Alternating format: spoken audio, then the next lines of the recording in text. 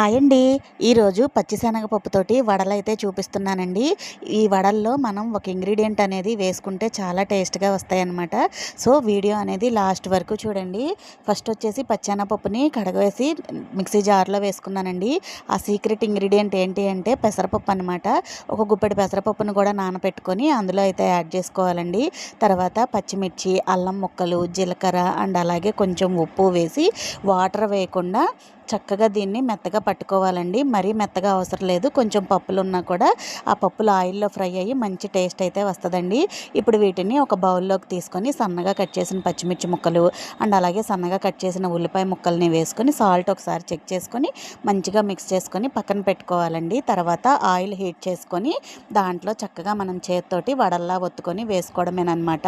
ఇక్కడ నేను కొంచెం స్పైసీగా వేద్దాము నోరు బాగోలేదని చెప్పని పచ్చిమిర్చి అయితే కొంచెం ఎక్కువగా యాడ్ చేశానండి. మీరు అంత పచ్చిమిర్చి తినకపోతే పచ్చిమిర్చిని స్కిప్ చేయొచ్చు. వాళ్ళైతే సూపర్ టేస్ట్‌గా వచ్చినాయండి. వీడియో నచ్చితే లైక్ అండ్ సబ్స్క్రైబ్.